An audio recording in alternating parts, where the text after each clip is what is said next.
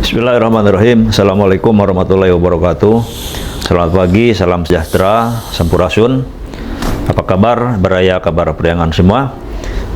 Mudah-mudahan kita semua dalam keadaan sehat serta senantiasa dalam lindungan Allah Subhanahu wa taala. Kali ini saya Muhammad Ridwan dari Kabar Priangan bersama pemimpin redaksi Kabar Priangan Kang Zulkarnain Pinaldi. Kali ini kami menyajikan ulasan pemberitaan yang saat ini tengah aktual menjadi sorotan publik. Di antara sekian informasi yang kami sajikan, tentu ada beberapa yang kami nilai menarik untuk kita bahas bersama. Yang pertama tentang dugaan, mungkinnya masyarakat menyimpulkan sebagai dugaan pelanggaran penggunaan anggaran di Kabupaten Garut tentang penggunaan anggaran dana kemiskinan ekstrim di Garut. Pak Kang Jul ya sudah mencermati berita itu, mungkin Kang Jul. Ya, selamat pagi Pak Ridwan. Ya, ini agak menarik nih ya. Bukan hanya agak menarik, memang sangat menarik. Jadi polemik Pak Ridwan berita tentang ini. Beberapa hari yang lalu kita munculkan berita tentang informasi KPK menyoroti penggunaan anggaran pos anggaran penanganan kemiskinan ekstrim di Garut. Ternyata hal yang menarik itu dari pos anggaran yang sekian 700 miliar itu ada anggaran yang digunakan untuk perjalanan dinas ke luar negeri ini. Nah, ini sampai saat ini terus bergulir Pak Ridwan, bahkan kemarin GGW juga HMI, Garut Government Watch ya, GGW itu. Ya, ini Pak Agus Gandi ya. Agus Gandi mengkritisi masalah itu katanya. Jadi minta kejaksaan juga minta KPK serius menangani ini karena ada dugaan pelanggarannya di sini. Dugaan penyalahgunaan anggaran. Nah, sekarang juga ada Pak Hasanuddin juga dari PISP sama gitu menyoroti masalah perjalanan dinas ke luar negeri ini.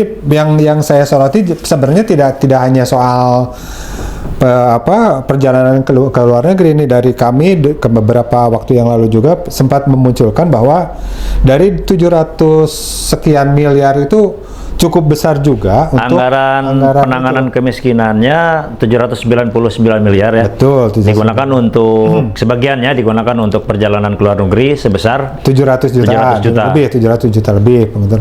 Nah, Pak Wakil Bupati sempat memberikan klarifikasi bahwa katanya dana ini bukan untuk perjalanan dinas pejabat, katanya justru untuk membiayai warga-warga miskin yang telah dilatih untuk magang di luar negeri gitu. Nah, ini klarifikasi dari Pak Wakil Bupati Garut, Bapak Helmi Budiman, seperti itu kita tayangkan dalam edisi sebelumnya. Namun ternyata polemiknya terus bergulir dan masyarakat tetap aja menganggap bahwa itu perjalanan dinas para pejabat. Beraya kabar priangan semua bahwa masyarakat juga sampai sekarang masih sanksi ya atas penggunaan anggaran untuk perjalanan ke luar negeri tersebut, karena dalam persepsi masyarakat itu yang nama perjalanan ke luar negeri itu dilakukan oleh pejabat gitu ya.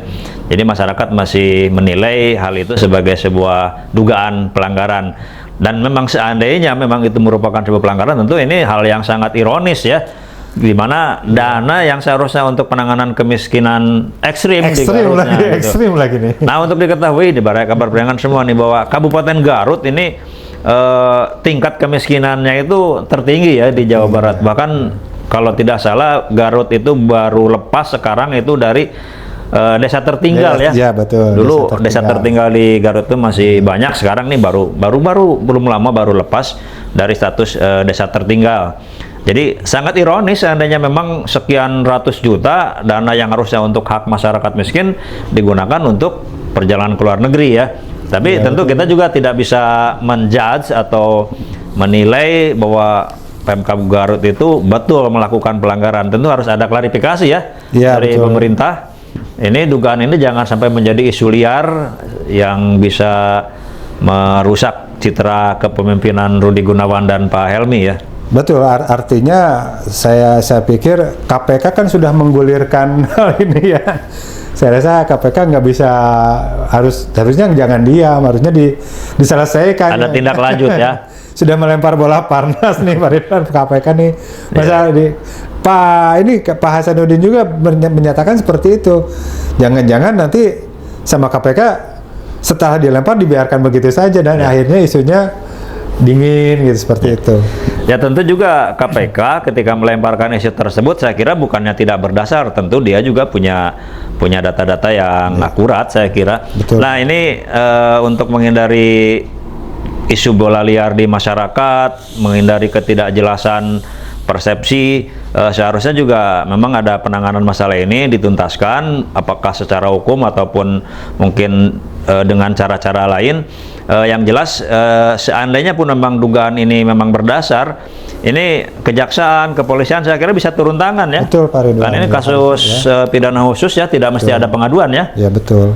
Jadi bisa proaktif, polisi, kejaksaan, siapapun yang lebih dulu menangani kasus ini bisa langsung terjun untuk melakukan pembuktian, penelusuran. Apakah betul yang disampaikan oleh Wakil Bupati Garut itu bahwa dana tersebut digunakan untuk pemberangkatan masyarakat ke luar negeri untuk pelatihan, magang. Nah seperti itu, sebagaimana klarifikasi dari Wakil Bupati harus dibuktikan tentunya. Betul, harus gitu ya. Dan itu tidak sulit kan, ada tidak susah. Ada pembukuannya. Ada pembukuan pasti ya, ada catatan administrasinya saya kira ya. Paling tidak ada tiketnya lah kan seperti itu, tiket ke luar negeri, apa ke Jepang, apa ke Malaysia.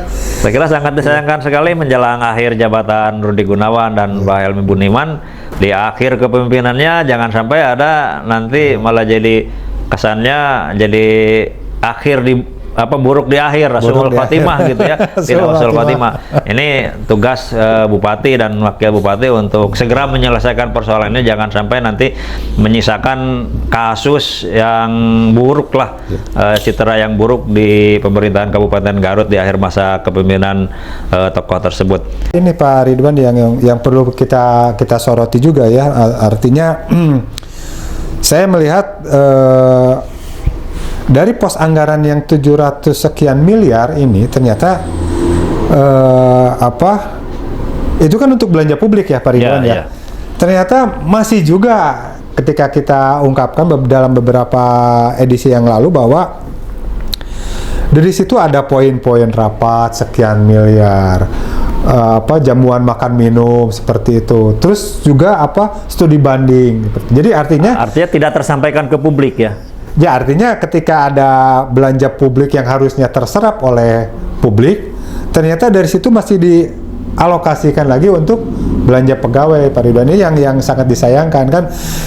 Kita tahu bahwa seharusnya kan APBD yang sehat itu paling minim itu 70-30 Pak Ridwan ya, atau 65 lah, 65-35 untuk belanja pegawai itu udah maksimal, 35 untuk belanja publik ya. Porsi anggaran yang sehat itu, bahkan Menteri IDT dulu bilang kalau 70-30 itu APBD daerah yang masuk IDT katanya.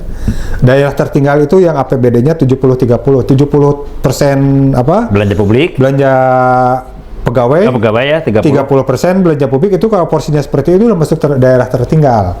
Artinya yang paling sehat, yang sehat itu 35 ternyata, untuk belanja pegawai, enggak 35 untuk belanja publik 35 untuk belanja pegawai. Ya. Nah ini yang menariknya, yang justru yang dari 30% ini ternyata masih juga digunakan untuk kepentingan para pejabat ya. Rapat-rapat, perjalanan dinas seperti ini yang mengkhawatirkan seperti ini. Dan itu porsi anggaran itu sampai sekarang masih seperti itu.